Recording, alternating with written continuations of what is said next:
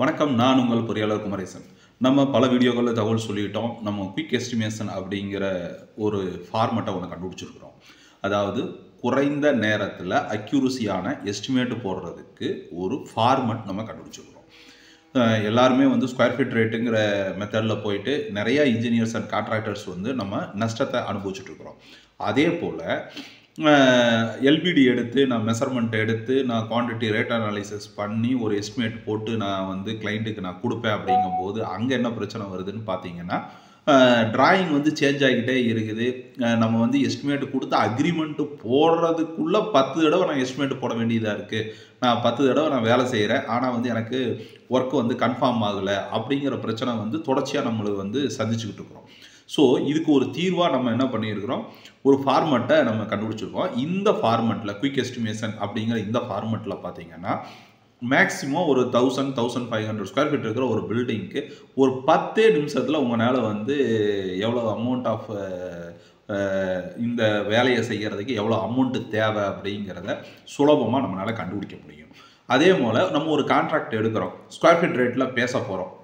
ஏன்னா நம்ம வந்து ஸ்கொயர் ஃபீட் ரேட் தப்புங்கிறது நம்மளுக்கு புரியும். ஆனா நம்மளோட கிளையன்ட் வந்து ஸ்கொயர் ஃபீட் ரேட் தப்புன்னா அவங்க புரிய போறதில்ல. அவங்க கேட்டு தெரிஞ்சுக்கிறதுக்கும் நேரம் குடுக்கறதில்ல. ஓகே. நம்ம அந்த வேலைய எடுத்தா, அந்த வேலை நம்மளுக்கு லாபமா? இல்ல நட்டமா? அப்படிங்கிறத நம்ம எப்படி தெரிஞ்சுக்கிறது? வாய்ப்பே இல்ல. அப்போ நம்ம நட்டமாகாம இருக்கிறதுக்கு அந்த வேலைய எடுக்கிறோம். இந்த வேலைக்கு இவ்வளவுதான் செலவாகும்னு ஃபர்ஸ்ட்டே கால்குலேட் பண்ணிட்டு, நம்மளோட ப்ராஃபிட் எவ்வளவு? நம்மளோட ஓவர்ஹெட்ஸ் எவ்வளவு? அப்படிங்கிறத நம்ம முடிவு பண்ணணும். மார்க்கெட்ல அந்த பொருள் வந்து கிடைக்கிற ரேட் வந்து ஒவ்வொரு ஊருக்கும் மாறும். அப்போ ஒவ்வொரு ஊருக்கும் என்ன ரேட் இருக்கு அப்படிங்கிறத நம்ம அந்த சீட்ல வந்து நீங்க இன்புட் குடுத்துட்டு, அவுட்புட்ல எவ்வளவு காஸ்ட் ஆகும் அப்படிங்கிறத நீங்க தாராளமா அதுல எடுக்க முடியும். ஸோ இந்த ஃபார்மட்ல எப்படி வேலை செய்யலாங்கிறது இந்த வீடியோல இப்ப பின்னால சொல்லியிருக்கிறேன். அத ஃபாலோ பண்ணுங்க. வணக்கம். நான் உங்கள் பொறியாளர் குமரேசன். பல நாட்களாக நம்ம வந்து ஸ்கொயர் ஃபீட் ரேட் தவறு அப்படின்னு வீடியோக்கள் போட்டுட்டு இருக்கிறோம். அதில பத்தி நம்ம வந்து ஆன்லைன்ல ஒரு கோர்ஸும் கூட கண்டக்ட் பண்ணியிருக்கோம். அதாவது குயிக் எஸ்டிமேஷன் அப்படிங்கிற மெத்தட்.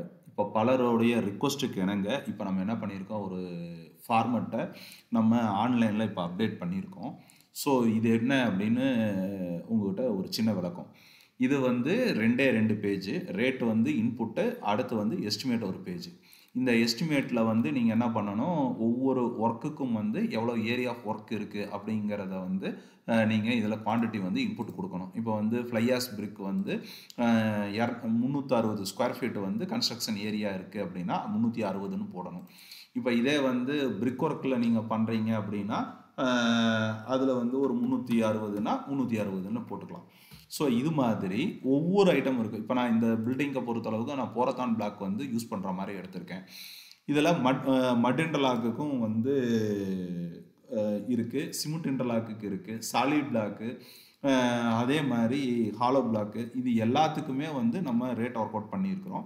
ஸோ இதில் நீங்கள் ஒவ்வொன்றிலையும் வந்து நீங்கள் ரேட்டை வந்து நீங்கள் கொடுக்கும் பொழுது அதுக்கு உண்டான அமௌண்ட்டு அங்கே ஜென்ரேட் ஆகும். ஸோ இந்த மாதிரி ஒவ்வொரு ஒர்க்குக்கும், ஸோ இப்போ வந்து ஃப்ளோரிங் டைல்ஸோட ஏரியா எவ்வளோ வருது, ரூப் ஸ்லாப் எவ்வளோ ஏரியா இருக்குது, வால் டைல் எவ்வளவு இருக்குது, அதே மாதிரி லிண்டலோட ரன்னிங் ஃபீட் எவ்வளவு இருக்குது, லாஃப்ட்டு சன் சைடு, கீழே பிளிந்த் பீமு, ஸ்டேர் கேஸ் அது இன்னரா அவுட்ரா, அல்ல ரூஃப் பீமோட ரன்னிங் ஃபீட்டு, ஃபுட்டிங் வந்து என்ன திக்னஸ், அதோட ஏரியா என்ன, காலம்ஸோட சைஸில் ரன்னிங் ஃபீட்டில் என்ன இருக்குது, எந்த சைஸ் ஆஃப் காலம் வந்து எவ்வளோ ரன்னிங் ஃபீட் இருக்குது.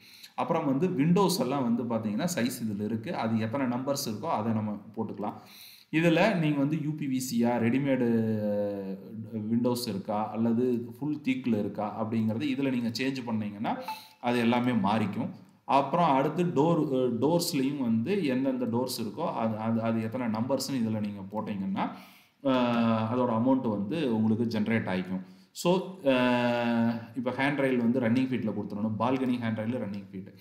எலக்ட்ரிக்கலை பொறுத்தளவுக்கு பார்த்தீங்கன்னா ஹாலு பெட்ரூம் வந்து 1ஆ 2ஆ அப்படின்னா 2னா 2, 1னா 1. அப்போ அதுக்கு எலக்ட்ரிக்கலுக்கு உண்டான மெட்டீரியல், லேபர் அமௌண்ட் எல்லாமே வந்து இதில் எடுத்துக்கும். இது மாதிரி ஒவ்வொரு ரூமுக்கும் வந்து எத்தனை நம்பர்ஸ் ஆஃப் இருக்கோ அதை நம்ம ஆட் பண்ணிக்கணும். இதில் இபி மெயின் சர்வீஸா இல்லை டெம்பரவரி கனெக்ஷனா அது கொடுங்க. எலக்ட்ரிக்கல் அடுத்து ப்ளம்பிங் வந்து எக்ஸ்டர்னல் ப்ளம்பிங், வீட்டுக்கு வெளியில் பண்ணக்கூடிய ப்ளம்பிங் எவ்வளோ இருக்குது. ரெயின் வாட்டர் பைப்பு வந்து 1 2 அப்படின்னா 2னா 2ன்னு போட்டுக்கோங்க, 1னா 1, ஏன்னா அது வீட்டோட ஏரியாவை பொறுத்து. அதே மாதிரி டாய்லெட் வந்து நம்பர் ஆஃப் டாய்லெட்ஸ் வந்து எவ்வளோ இருக்கோ அதை பொறுத்து கால்குலேட் ஆகும். டாய்லெட் டு செப்டி டேங்க் போகிற லைனு, சிண்டெக்ஸ் வாட்டர் டேங்க் இருக்குன்னா அதோட காஸ்ட் என்ன. ஸோ இந்த மாதிரி ஒவ்வொன்றுக்கும் வந்து நீங்கள் இந்த மாதிரி இன்புட் வந்து உங்கள் டிராயிங்லேருந்து குவான்டிட்டி எடுத்து பண்ணிக்கணும். அடுத்து டிரான்ஸ்போர்ட் காஸ்ட் வந்து இப்போ வந்து டூல்ஸ் மிஷினரி எல்லாம் நம்ம டிரான்ஸ்போர்ட் பண்ணுவோம். அப்போ ஒரு ப்ராஜெக்ட்டுக்கு வந்து எவ்வளோ காசு நம்ம செலவு பண்ணுவோம். டூல்ஸ்னால் இப்போ தட்டு மண்வெட்டி ஜாமான்கள் எல்லாம் வாங்கி கொடுப்போம், அதுக்கு எவ்வளோ செலவு பண்ணுறோம். லேபர் செட்டுக்கு எவ்வளோ காசு கொடுப்போம். ஸோ இதெல்லாம் வந்து இதில் அமௌண்ட்டில் எடுத்துக்கணும். அடுத்து அந்த வேலைக்கு எவ்வளோ ப்ராஃபிட் வைக்கிறீங்கிறத வந்து இதில் ப்ராஃபிட் வந்து நம்ம ஆட் பண்ணிக்கலாம். அந்த வேலைக்கு வந்து நம்மளுக்கு சம்பளமாக போட்டோம்னா எத்தனை மாதத்தில் அந்த ப்ராஜெக்ட்டுக்கு நம்ம போவோம், எவ்வளோ மாதத்துக்கு அந்த ப்ராஜெக்ட்லேருந்து நம்மளுக்கு சம்பளம் வேணுமோ அதை இங்கே போட்டுக்கலாம். இது பில்டிங்கோட ஏரியா எவ்வளோ ஸ்கொயர் ஃபீட் ஏரியா இருக்குது அப்படின்னு. ஸோ அதுக்கு அடுத்து இது டோட்டல் அமௌண்ட்டு, அந்த அமௌண்ட்டில் டிவைடட் பண்ணி காஸ்ட் பர் ஸ்கொயர் ஃபீட் வரும்.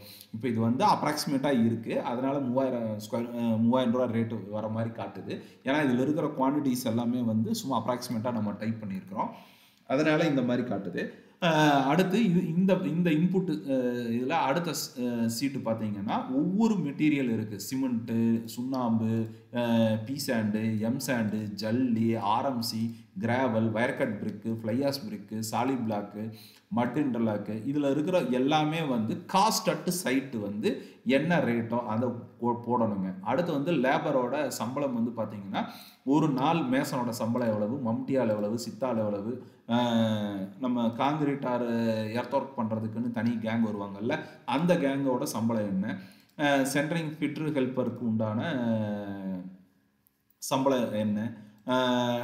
இதே வந்து பார்த்தீங்கன்னா டைல்ஸ் மேசன், டைல்ஸ் மம்டியாலுக்கு என்ன சம்பளம், பெயிண்டருக்கு என்ன சம்பளம், ஜேசிபிக்கு என்ன வாடகை கொடுக்குறீங்க, மணிக்கு எவ்வளோ கொடுக்குறீங்க, டிப்பரு, இது மாதிரி பைல் ஃபவுண்டேஷன் பண்ணுறதுக்கு லேபருக்கு வந்து ஒரு அடிக்கு எவ்வளோ கொடுக்குறோம். ஸோ அதுக்கப்புறம் வந்து பார்த்தீங்கன்னா சென்ட்ரிங் மெட்டீரியலோட பண்ணுறதுக்கு சென்ட்ரிங்க்கு வந்து என்ன ரேட்டு கொடுக்குறீங்க ஸ்கொயர் ஃபீட்டுக்கு. அவங்க வந்து காலம், ரூஃப் எல்லாமே வந்து ஸ்கொயர் ஃபீட்டுக்கு அளப்பாங்கல்ல, அந்த மாதிரி ஸ்கொயர் ஃபீட்டுக்கு வந்து எவ்வளோ ரேட்டு கொடுக்குறோங்கிற இது கொடுக்குறோம்.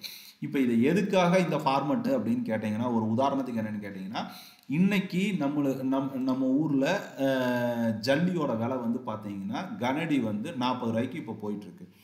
இதே வந்து ஒரு வேலை உங்களுக்கு வந்து கனடி வந்து 25 ரூபா அப்படின்னு ரேட்டு போகுதுன்னு வச்சுக்கோங்களேன். அது 25 ரூபா ரேட் இருந்துச்சுன்னா இப்போ பாருங்கள், இப்போ ஸ்கொயர் ஃபீட் ரேட்டை நம்ம சும்மா அப்ராக்சிமேட்டாக எடுத்ததுக்கு எவ்வளோ வந்திருக்கு, 3012 ரூபா. அதாவது இங்கே பாருங்கள், இதில் 3012ன்னு இருக்குது. இதில் இருக்கக்கூடிய குவான்டிட்டிஸ் எல்லாமே நம்ம அப்ராக்சிமேட்டாக தான் டைப் பண்ணியிருக்கோம், எக்ஸாக்டாக டைப் பண்ணல, அதனால் இப்படி இருக்குது. இது 3012 ரூபாய்ன்னு இருக்குது. இப்போ இதே வந்து நீங்கள் ரேட்டு இப்போது 25 ரூபா போட்டோம்னா 3012ங்க. அதே வந்து 30 ரூபா பண்ணுங்களே 3027. ஸோ அப்போ ரேட்டு வந்து மாறுது. இப்போ ஜல்லியோட விலை மாறுச்சு. இப்போ சிமெண்ட் விலை இப்போ நான் 400 ரூபா எடுத்துருக்கிறேன். அதே வந்து 350 ரூபா நான் எடுக்கிறேன் அப்படின்னா 3005 ரூபா ரேட்டு மாறுதுங்களா. 1 ரூபா கிலோவுக்கு குறையும் போது ரேட்டு மாறுதா. இப்போ இதே மாதிரி தான் இப்போ வந்து அதே வந்து 400 ரூபாயா இருந்தால் 327 ரூபா வருது. ஸோ ஒரு பர்டிகுலர் பொருளோட விலையை வந்து மாற்றும் பொழுது உங்களுக்கு காஸ்ட் பர் ஸ்கொயர் ஃபீட் என்னவோ அல்லது எஸ்டிமேட் அமௌண்ட் என்னவோ அதை நம்மளுக்கு சுலபமாக காட்டுறதுக்காக தான் இந்த ஃபார்மெட்டை நம்ம வந்து கிரியேட் பண்ணியிருக்கிறோம். இப்போ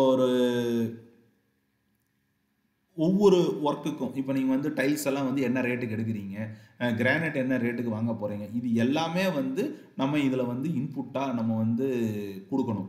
இப்போ கம்பி வந்து 68 ரூபாய்ன்னு எடுத்திருக்கேன். பட் இதே வந்து நான் இப்போ 75 ரூபா கம்பி நான் வாங்கி போடுறேன் அப்படின்னா அங்கே பாருங்கள் 3027 வந்து 75 ரூபா கம்பின்னா எவ்வளோ, 3058ன்னு மாறும்.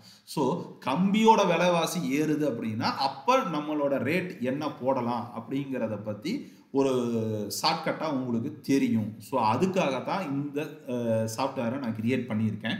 இது இன்பில்டடாக ஒவ்வொரு டேட்டாஸையும் எடுத்துக்கிட்டு உங்கள் குவான்டிட்டிக்கு வந்து ரேட் அனாலிசிஸ் பண்ணி நம்மளுக்கு இங்கே டோட்டல் அமௌண்ட் என்னங்கிறத நம்மளுக்கு கொடுக்கும். ஸோ ஸ்கொயர் ஃபீட் ரேட்டுங்கிற பேரில் நம்ம மொத்தமாக பில்டிங் அவுட்ரு அளக்காமல் வால் எவ்வளோ இருக்குது, சன்சைடு லாஃப்ட் எவ்வளோ இருக்குது, ஜன்னல் கதவுகள் எவ்வளோ இருக்குது, காலம் பீம்ஸ் எத்தனை ரன்னிங் ஃபீட் இருக்குது அப்படிங்கிறதெல்லாம் வந்து நீங்கள் இன்புட் கொடுத்தீங்கன்னா எக்ஸாக்டான ஒரு அமௌண்ட்டு உங்களுக்கு கிடைக்கும். இந்த மாதிரி அக்யூரஸியாக எஸ்டிமேட் போட்டு நம்ம வந்து அந்த வேலையை எடுக்கும் பொழுது நம்மளுக்கு நட்டம் வராமல் இருக்கும். அதாவது ஸ்கொயர் ஃபீட் ரேட்டு தப்புங்கிறதுக்கு பலவிதமான உதாரணங்கள் நம்ம வந்து சொல்லிட்டோம். அதை பற்றி ஏதாவது தகவல் வேணும்னா நம்ம பழைய வீடியோக்களை பாருங்கள், உங்களுக்கு ஒரு ஐடியா கிடைக்கும். இந்த சாஃப்ட்வேர் உங்களுக்கு மைக்ரோசாஃப்டில் ட்ரைவில் வந்து OneDriveல வந்து அப்லோட் பண்ணிவிட்டு அதோட லிங்க்கு உங்களுக்கு ஷேர் பண்ணப்படும். நீங்கள் இதை பற்றியான தகவல்கள் உங்களுக்கு ஏதாவது வேணும்னா என்னுடைய வாட்ஸ்அப் நம்பருக்கு நீங்கள் கான்டாக்ட் பண்ணுங்கள். என்னுடைய வாட்ஸ்அப் நம்பர் 7373063230. இந்த வாட்ஸ்அப் நம்பருக்கு நீங்கள் தாராளமாக என்னை கூப்பிடுங்க. இந்த நம்பருக்கு நீங்கள் கூப்பிட்டீங்கன்னா உங்களுக்கு வேணுங்கிற டீட்டெயில் நான் உங்களுக்கு எக்ஸ்பிளைன் பண்ணுறேன். நன்றி, வணக்கம். இந்த குயிக் எஸ்டிமேஷன் ஃபார்மட் வந்து மைக்ரோசாஃப்ட் அக்கௌண்ட் இருக்கக்கூடிய நபர்கள் உங்களோட அந்த மைக்ரோசாஃப்ட் அக்கௌண்டோட பேரை எனக்கு ஷேர் பண்ணிங்கன்னா உங்கள் அக்கௌண்ட்டுக்கு நான் ஆக்டிவேட் பண்ணி கொடுக்குறேன். இதுக்கு சப்ஸ்கிரிப்ஷன் ஃபீஸ் வந்து பார்த்தீங்கன்னா 3 மாதம், 6 மாதம், 1 வருஷம், 5 வருஷங்கிற வரல ஒரு 4 விதமான பிளானில் வச்சுருக்கிறோம். அதை பற்றியான டீட்டெயில்கள் வந்து நீங்கள் கீழே இருக்கிற இந்த வாட்ஸ்அப் நம்பருக்கு நீங்கள் வாட்ஸ்அப் பண்ணிங்கன்னா உங்களுக்கு அதை அனுப்பிச்சி விட்றோம். அக்கௌண்ட் டீட்டெயிலும் அதில் அனுப்பிச்சி விடுவோம். நீங்கள் ஃபண்டு ட்ரான்ஸ்ஃபர் பண்ணிவிட்டு உங்களோட மைக்ரோசாஃப்ட் அக்கௌண்ட்டோட யூசர் நேம் எனக்கு அனுப்பி விட்டீங்கன்னா அந்த ஐடிக்கு வந்து ஆக்டிவேட் பண்ணி கொடுக்கப்படும். அது எப்படி ஆப்ரேட் பண்ணுறது என்னங்கிறத பற்றியான டீட்டெயிலான வீடியோக்களும் உங்களுக்கு நீங்கள் பே பண்ணதுக்கு பின்னால் உங்களுக்கு அனுப்பி வைக்கப்படும். நன்றி, வணக்கம்.